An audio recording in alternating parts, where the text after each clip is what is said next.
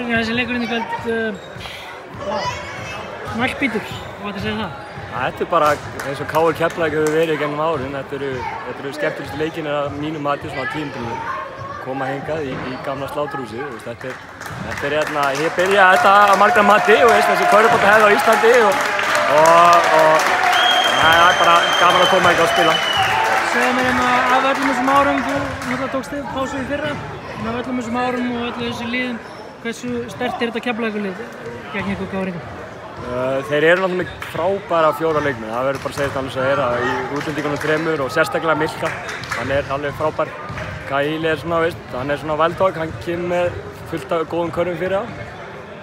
Þessi fjórir eru náttúrulega bara á topp kaliber og svo kemur kannski smá dropp svona sem að við teljum okkur kannski með breiðara hóp og mér fannst við koma aðeins svona þreyta Milka í seinni hálfleik.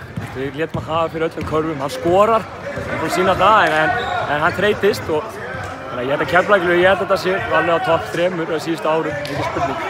Þessi leikurinn í kvöld, hvað gerir útslagið? Hvað finnst þið vera svona vendipunkturinn? Vörnin í seinni hálfleik, þeir skora hvað, 44 stig í fyrri hálfleik, eða 38 og hérna afsaka mann að ekki spila í þar, ég veit ekki hvað ég var að gera. Ég veit ekki. Hérna Sári Keflvíkingar. Já, ég er alveg stómur. Við vorum í hérna vendipunkti leiksins. Já, vendipunkti leiksins. Það var Matti Sig með 2 þrista þegar þeir voru konum síðustum yfir.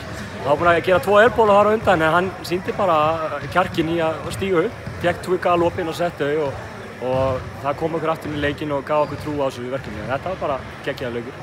Takk fyrir þetta, Brynjar.